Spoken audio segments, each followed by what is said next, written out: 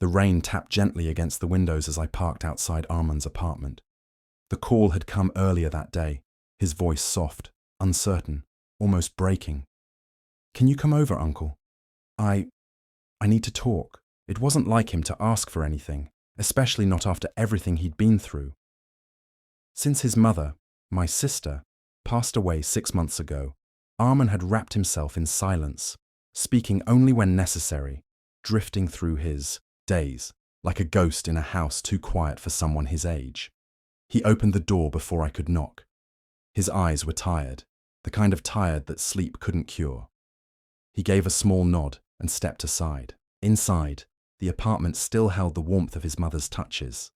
Framed memories, lavender cushions, the faint scent of her favorite jasmine candle.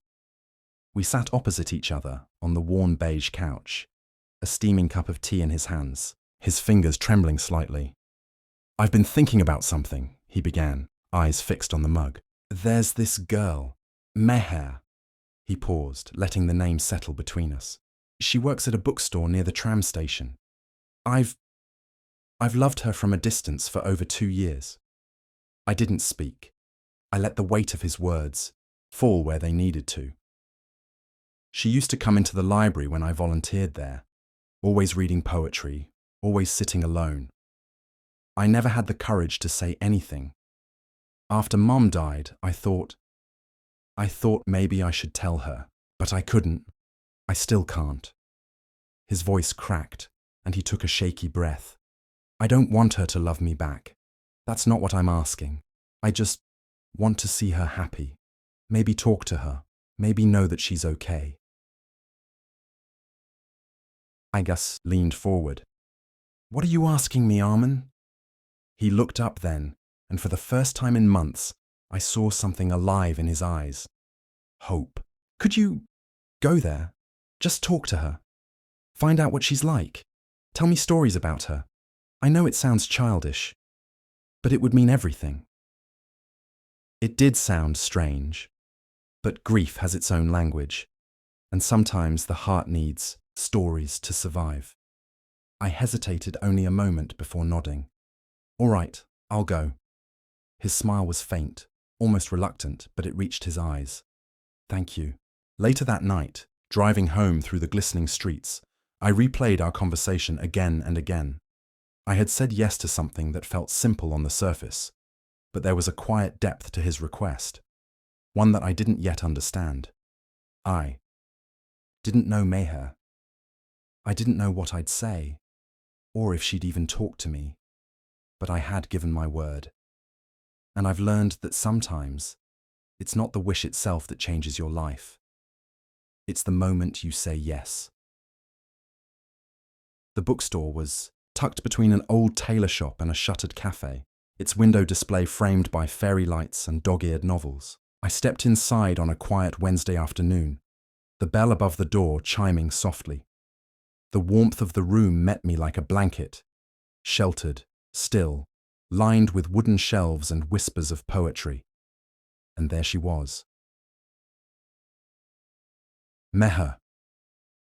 She stood near the poetry section, stacking a pile of Neruda and Gibran, her fingers moving with gentle precision. Her hair was tied loosely, and her eyes scanned the spines like she was greeting old friends. I paused, not out of hesitation, but out of something else. Respect, maybe. Or the weight of Armand's voice asking me to see her, not just look at her. I reached for a book nearby, one I didn't recognize, and pretended to browse. She noticed. "That one's a little heavy for a first-timer," she said with a soft smile, nodding toward the book in my hand. I smiled back. "I like heavy. It makes the lighter things feel earned." She tilted her head. Spoken like someone who's been through something. I gave a quiet chuckle. Haven't we all? That's how it began. A conversation not born from flirtation, but from quiet understanding. I told her I was looking for a gift for my nephew, which wasn't entirely a lie. She asked about his taste, and I described Armand's favorite authors, his love for stories with quiet endings. Her eyes softened. "He sounds thoughtful," she said.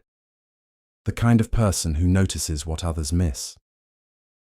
He is, I replied, my voice tinged with something I couldn't quite name. Over the next few days, I returned. Sometimes I bought books. Sometimes I asked for recommendations. Sometimes I just listened. Her voice, her thoughts on literature, the little tangents she took about life and love. She was articulate, grounded, with moments of sudden laughter that caught me off guard. I memorized the cadence of her sentences so I could recreate them later for Arman. At night, I'd tell him everything, how Meher always started her shift with a cup of chamomile tea, how she had a habit of tapping her finger against her cheek while thinking, how her eyes lit up when discussing tragic love stories. Arman would listen in silence, sometimes smiling, sometimes turning away. I thought I was helping him imagine her more clearly, but part of me began to wonder if I was bringing her to life for myself instead. One evening, as she handed me a worn copy of Rumi's poems, our fingers touched, briefly, barely, but it sent a quiet current through the air. She didn't pull away immediately. Neither did I. Outside, the rain had started again, and somewhere between those pages and glances, I began to feel something unfamiliar, something that didn't belong to me. Not yet. Not ever. It was late when she invited me up. The sky had folded into a blanket of stars, and the city hummed below us, unaware. Her apartment was small but carefully arranged. Books stacked beside candles, teacups lined along the windowsill, a velvet chair that looked older than both of us.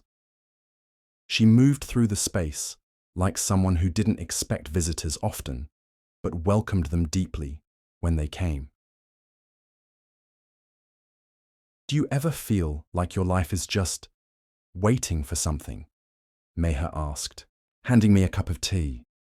Her voice was quieter than usual, almost uncertain. All the time, I said, watching the steam rise. Sometimes I think I'm waiting for a version of myself that never arrives. She smiled sadly. I used to think love would fix that. Silence settled between us, not awkward, just honest. I wanted to reach across the space and hold that thought for her, ease the weight of whatever history she carried, but I couldn't, not yet. Instead, I told her something true. There's a reason I started coming to the bookstore. It wasn't entirely random. Her eyes lifted, cautious but curious. My nephew, Arman, he's the reason I found you. She blinked. I don't understand. He used to volunteer at the library, said he noticed you, said you made quiet seem beautiful. He asked me to talk to you, to find out what you're like. I paused. He never expected anything. He just wanted to know you were happy. She sat down slowly. He loved me? I think he still does. Meher looked down at her cup, then back at me. And you? That question held everything. The late afternoons in the bookstore, the shared quotes, the accidental touches, the unspoken pull I had tried to ignore. I didn't lie. I think I crossed a line I shouldn't have. She didn't speak. Her breath hitched just slightly. Then she stood and walked toward the window, wrapping her arms around herself. I followed her gaze. I didn't mean for any of this to happen, I said quietly. She turned, but it did. And then, behind us, the soft creak of the front door. We both froze. I turned just as Arman stepped inside. His eyes moved from Meher to me, then back again. He wasn't angry. There was no shouting, no accusation in his voice. Just a hollow disbelief. So this is the story you've been telling me? I stood, but words failed. Guilt rose in my throat like smoke. I asked you to talk to her, Arman said, his voice raw. Not take her. Meher stepped forward. He didn't. But Arman shook his head. It doesn't matter. The door clicked shut behind him. I stood there in the silence he left behind, realizing too late that betrayal isn't always loud. Sometimes it's just the absence of someone who trusted you. Days passed in quiet disarray. I called Arman, left messages he never returned. His apartment lights stayed off whenever I drove by, and even the building itself seemed colder, less alive. I knew I'd broken something fragile, something sacred, and no apology felt big enough to fit inside the silence he left behind. Meha withdrew too. She no longer lingered in the bookstore or smiled at my familiar presence.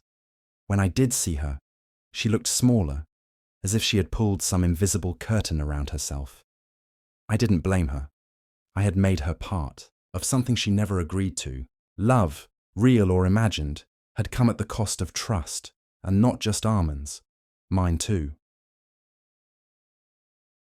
One evening, I returned to the library, the same one Arman once spoke of with quiet pride. I wandered through the aisles until I found the section he used to curate, his little post-it notes still clinging to the shelves like whispers of who he was before all this. On one of them, in his looping handwriting, were the words, "Some things bloom best in silence." I sat there for a long time. That night I wrote him a letter. I didn't try to justify anything. I had no right. I simply wrote the truth. I never meant to steal what belonged to you. I thought I was helping, honoring your wish. But somewhere along the way, I stopped thinking like your uncle and started feeling like a man who wanted more than he deserved. I don't know if you'll ever forgive me. I don't even know if I deserve it. But I want you to know that I see what I've done. I see you, and I will never stop being sorry. I slipped the envelope under his door and left without waiting. Weeks later, I returned to the bookstore one last time. Meha was there, her hair loose, her eyes distant. I didn't plan on speaking, but as I turned to go, she called out softly. "He came to see me," she said. I turned back, heart lurching. We talked. Not about us, not really. Just memories. He asked me what I felt when you walked in that first day. What did you say? I told him the truth, that I felt like I'd met someone who understood grief. Not because you spoke of it, but because you carried it quietly. I nodded, unsure of what I was supposed to feel. "He's hurt," she continued, "but I think, in time, he'll find his way back. Maybe not to both of us, but to peace." "And you?" I asked. She smiled faintly. "I don't know, but I'm still here." I left the bookstore with no promises, no clean endings, just the ache of consequence and the faint, flickering hope that maybe someday love would return, not as a wish granted, but as a wound forgiven. And sometimes that has to be enough.